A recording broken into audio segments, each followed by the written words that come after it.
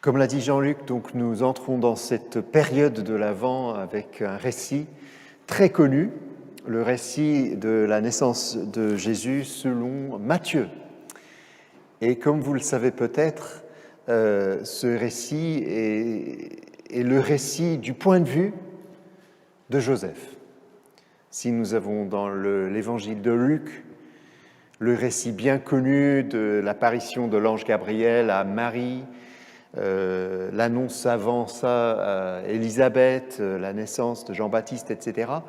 Ici, nous n'avons rien de tout ça, nous avons tout simplement un récit qui centre notre attention sur cet homme peu connu parce qu'on le voit peu après dans les évangiles. Il fait son apparition ici.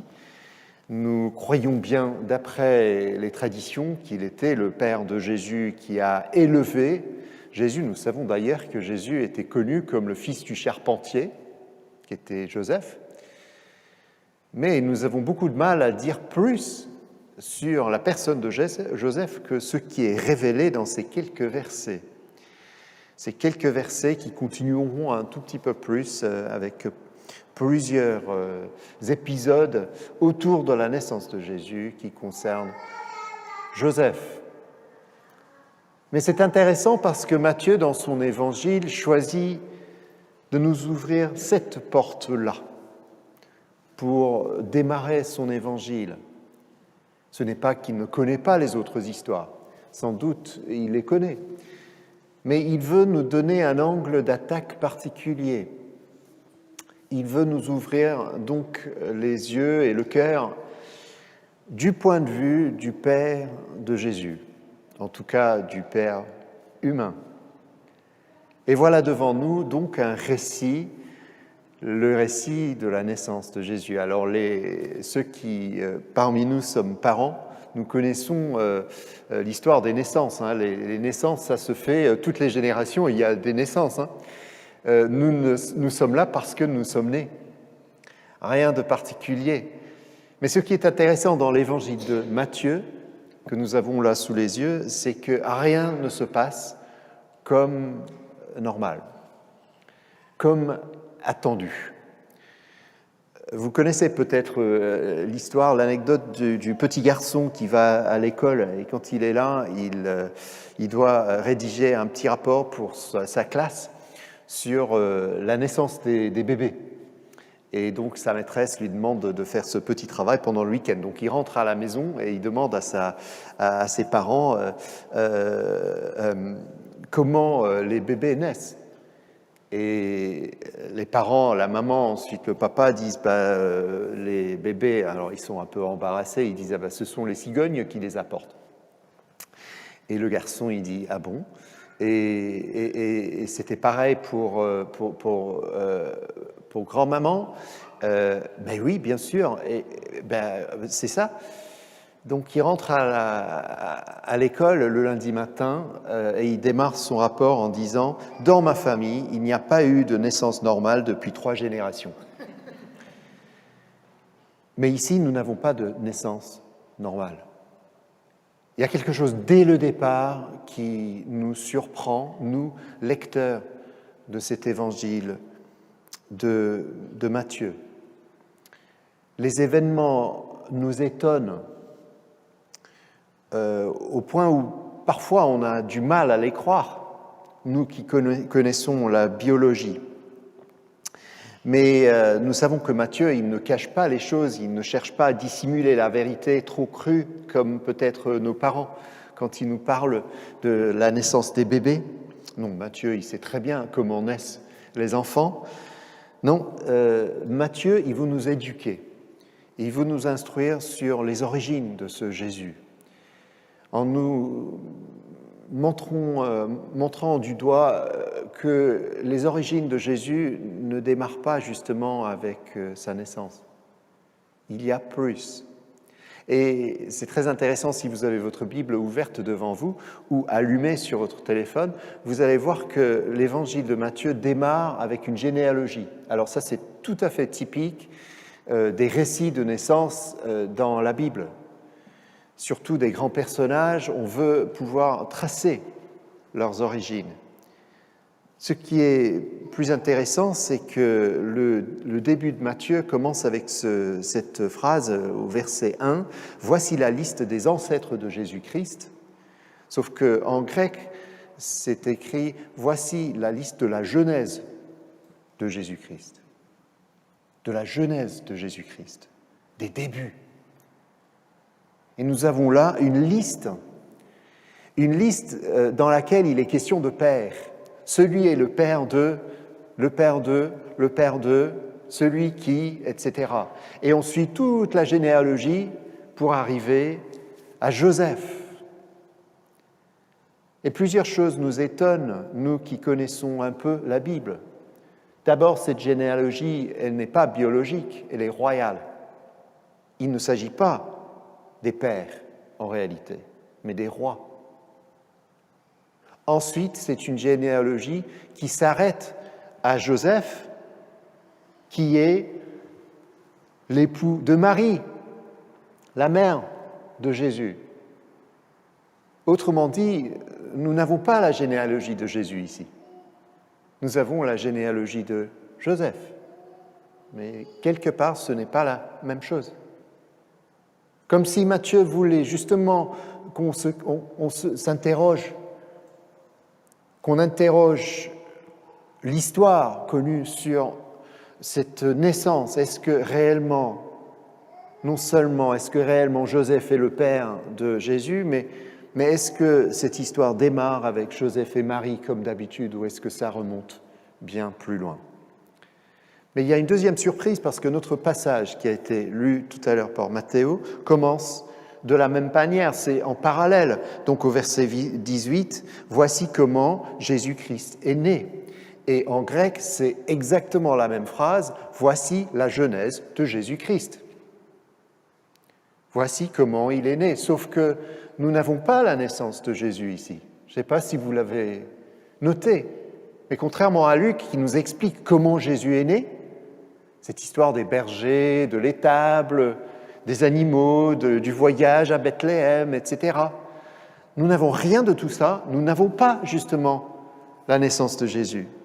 Le seul élément qui nous approche de la naissance, c'est le dernier verset où il est écrit « Quand Joseph se réveille, il fait ce que l'ange du Seigneur lui a commandé, il prend sa femme chez lui, mais il ne s'unit pas à elle jusqu'au jour où, et voilà la naissance, Marie met au monde un fils. » C'est juste à la fin une petite phrase. On n'a pas la naissance de Jésus, mais nous avons un récit de ses origines.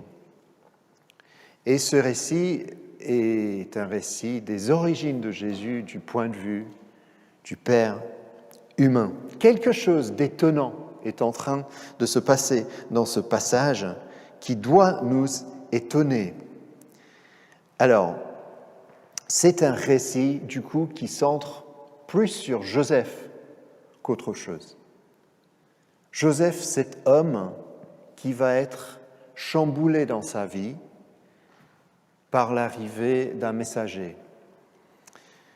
Joseph, qui se trouve devant les conséquences humaines d'une conception inattendue et incomprise, mais Joseph qui va devoir se positionner. Et ce positionnement va radicalement changer non seulement la vie de Joseph, mais aussi le récit de l'Évangile. Et voilà pourquoi il est placé en tête. Parce que de sa décision va découler toute l'histoire du salut. Il y a un auteur, Pierre Prigent, qui dit ça. « Oui, Joseph, de ta réponse dépend l'histoire du salut. Dieu est là, tout prêt à tourner la première page du Nouveau Testament. Et il attend. Il attend que Joseph dise oui, qu'il accepte le bouleversement de son petit univers, qu'il ne soit plus seul maître de son jeu, qu'il accueille avec foi, avec joie et reconnaissance un enfant qui est plus qu'un petit homme, qu'il ouvre pour nous tous la porte du monde à qui Dieu frappe et veut entrer. Et tandis que Dieu attend, que l'ange retient son souffle pour mieux écouter, tandis que d'avance tous les siècles et les siècles des siècles espèrent en silence que tout va commencer. Pendant ce temps, Joseph dort. Il dort du sommeil du juste. Mais voici qu'il ouvre un œil, il saute du lit, il court chercher Marie. Et c'est le mariage et la fête. Et puis tous les deux, Joseph et Marie, ils attendent la naissance de Jésus. C'est la nouvelle Genèse, la Genèse du salut. Voici l'histoire de Noël. Alors, dans notre récit, tout commence avec une petite phrase. Et la petite phrase, c'est « Joseph est un homme juste ». Il ne s'agit donc pas de n'importe qui. Nous avons ici un homme qui veut faire du bien. Il veut suivre la loi, il veut suivre sa foi, il connaît sans doute la Torah, les histoires bibliques. Il sait comment se comporter pour honorer Dieu. Il aime Dieu, ce Joseph. Mais il va découvrir, je pense, dans ce récit tout simple, que parfois Dieu agit de manière inattendue. Et parfois, ça éprouve nos idées préconçues. Et le problème de Joseph, c'est justement sa piété. C'est justement sa justice. Parce que Marie est enceinte, et le texte est très clair, Joseph et Marie n'ont pas encore couché ensemble, et pour Joseph, il n'y a pas 36 explications.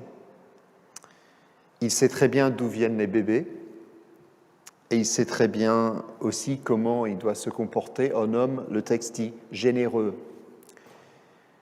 Et donc il décide dans la discrétion de rompre avec Marie pour ne pas l'humilier publiquement devant cette preuve de son infidélité. Il est décidé donc de faire ce qui est bien, de faire ce qui est juste. Et dans ce désir de bien se comporter, il va se heurter contre un messager de Dieu qui va le surprendre. Et en fait, c'est Dieu qui intervient dans sa vie avec un message qui est un message, je pense, d'amour. Mais c'est un message difficile à comprendre, difficile à recevoir, parce que par l'ange qui arrive dans son rêve, Joseph va découvrir une vérité qu'il n'aurait jamais imaginée. Mais c'est sympa, si je peux le dire comme ça, de la part de Dieu, de préparer ce message et de présenter ce message d'une manière intentionnée. D'abord, comment est-ce que c'est écrit ? L'ange arrive et l'ange annonce « Joseph, fils de David ». Tout d'abord, l'ange affirme l'identité de Joseph, reconnaît sa lignée et derrière ça, reconnaît ses intentions, son désir. Comme David, Joseph veut faire la volonté de Dieu. Joseph veut bien se comporter et l'ange le reconnaît. Et ensuite, l'ange lui dit un message d'encouragement. Il dit « N'aie pas peur, n'aie pas peur de prendre chez toi Marie, ta femme. Oui, l'enfant qui est dans son ventre vient de l'Esprit Saint. » Et c'est là où l'ange commence à expliquer. C'est important pour ce Joseph dont le monde vient d'être complètement inversé, renversé, chamboulé par la découverte de cet état de grossesse de Marie. C'est important que Joseph comprenne qu'il est pris au sérieux par Dieu, qu'il est connu, qu'il n'est pas simplement mis de côté Non, lui, il a un rôle important. Et donc, il se trouve devant le message. Intéressant que, contrairement à Marie, Joseph n'a en réalité pas de visitation d'ange. Il a un rêve seulement. Il rêve et pendant qu'il dort, il voit cet ange venir vers lui. Mais le message l'interpelle. Il y a quelque chose peut-être dans le ton de cet ange qui lui dit une profondeur d'amour de la part de Dieu. Et donc ce Joseph qui est rigoureux, qui est théologique, qui est spirituel, qui veut faire du bien, se trouve devant un message qui n'est pas logique. Il est théologique, mais il n'est pas logique. C'est un message qui n'a pas de sens humainement parlant, et pourtant un message qui vient de Dieu. Comment est-ce qu'il va réagir ?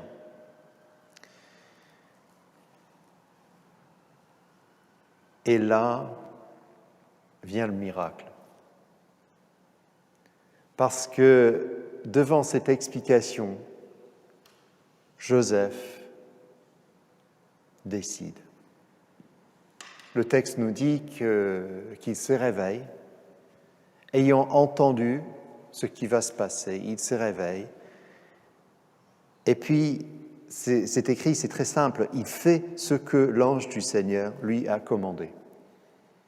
Et je pense derrière cette phrase, il y a toute une lutte. Mettez-vous à sa place.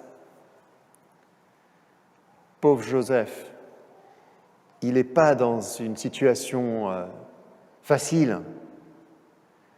Il n'est pas le père de cet enfant. Et il n'a même pas reçu de visite d'ange. C'est simplement un rêve qu'il a eu. Est-ce que c'était son imaginaire ? Est-ce que c'était quelque chose qu'il a mangé ? Non. Il a dû être envahi, je pense, par des doutes considérables. Imaginez la lutte intérieure de ce pauvre homme qui, d'un côté, veut bien faire, veut être bien vu, pense à sa réputation, mais aussi à la réputation de Marie, et d'un autre côté, qui découvre qu'une porte s'entr'ouvre devant lui, une porte de nouvelles possibilités. Mais est-ce qu'il a le courage de suivre ? Quel dilemme ! J'aime bien la citation de Jean de Chrysostome, qui était un des pères de l'Église, qui, en réfléchissant à tout ça, disait la citation suivante: « La décision de Joseph de dire oui à Dieu était plus méritante même que celle de Marie. Car si Marie avait bénéficié de la présence d'un ange, Joseph, lui, avait parié simplement sur un songe, car il aurait pu tout aussi bien interpréter ce songe comme un cauchemar. » Mais quelque chose s'est passé dans la vie de cet homme qui est de l'ordre de l'esprit. Dieu lui a parlé et il a su reconnaître. Et donc Joseph prend une décision. Au lieu de renvoyer Marie, il la prend chez lui, malgré tout. Malgré toutes les paroles, malgré toutes les pensées négatives de la société autour. Ce n'est pas une décision logique qu'il prend, ce n'est pas une décision intellectuelle, c'est une décision existentielle, c'est une décision spirituelle, c'est un acte de foi.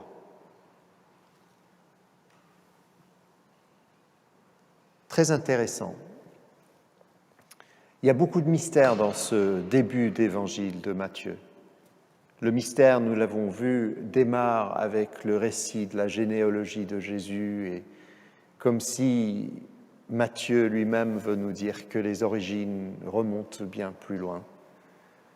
Une généalogie qui ne vient justement pas pas biologiquement jusqu'à Jésus, comme s'il voulait montrer que Jésus est au-dessus de tout ça.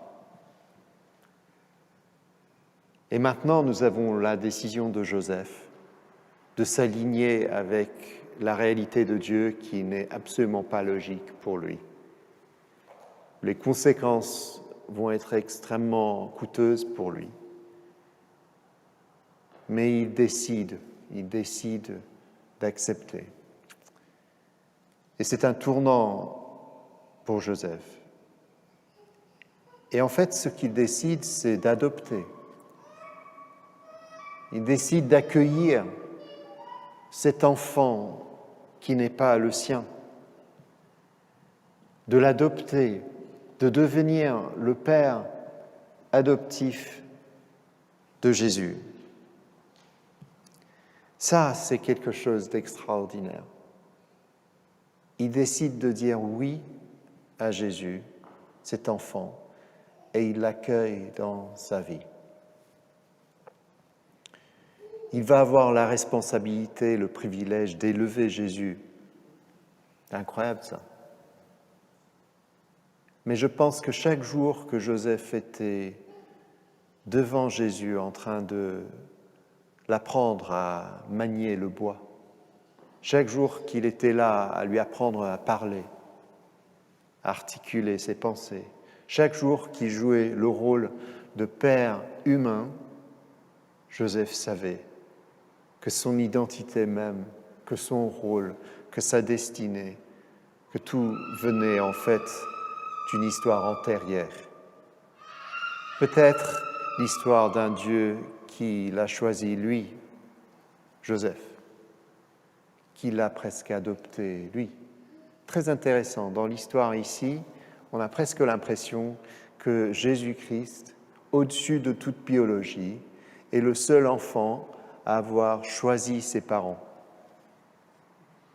Jésus adopte ses parents. Il les choisit. Et nous avons donc Jésus qui adopte Joseph et Joseph qui adopte Jésus. Il y a comme une rencontre. Et tout vient d'une décision prise. Tellement simple. Mais ça change le cours de l'histoire. Voilà pour Joseph. Qu'en est-il pour nous ? Eh bien, aujourd'hui,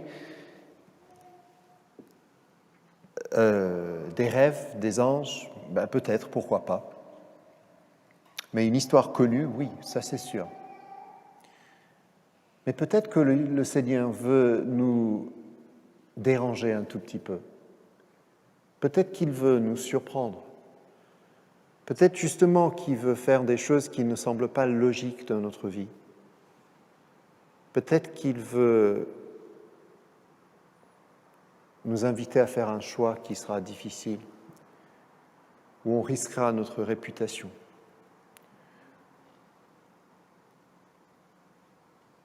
Si c'est le cas, et je pense que c'est cet appel qu'il nous lance aujourd'hui, un simple oui suffit, même si nous ne savons pas quelles seront les conséquences. Parce que ce Jésus qui nous demande de le prendre, de l'accueillir, c'est le Jésus qui nous a déjà choisis. Il a déjà tracé une route pour nous, comme il l'avait fait pour Joseph. Et c'est peut-être aujourd'hui juste un message particulièrement pour les hommes, qui souvent, je parle en tant qu'homme, sommes particulièrement concernés par notre réputation. Joseph était prêt à laisser tout ça de côté pour suivre le Seigneur, pour l'accueillir, ce Jésus, pour laisser Jésus grandir en lui, pour devenir non pas la vedette, mais celui qui a aidé Jésus à devenir le Sauveur. Et si nous, on était aussi invités à la même chose, à nous soumettre, à laisser peut-être de côté nos désirs de réputation, nos désirs de droitesse, notre pensée sur ce que les autres imaginent de nous, pour dire « Ok Seigneur, je t'accueille. Je te laisse naître dans ma vie. J'accueille tes projets, même si ça va me détourner de ce que j'avais imaginé, même si d'autres vont penser moins bien de moi, je le ferai parce que je crois à tes projets. » C'est ainsi que Jésus naît non seulement il y a 2000 ans, mais aussi aujourd'hui dans nos vies. Et ces projets démarrent à partir d'un simple « oui ». C'est un message pour les hommes, c'est aussi un message pour nous tous. Et la semaine prochaine, on regardera l'histoire justement de Marie. C'est le revers de la médaille, celle aussi qui dit oui à Dieu. Et grâce à Joseph d'un côté, Marie de l'autre, Jésus grandit. Il devient le Sauveur, notre Sauveur. Emmanuel, Dieu avec nous.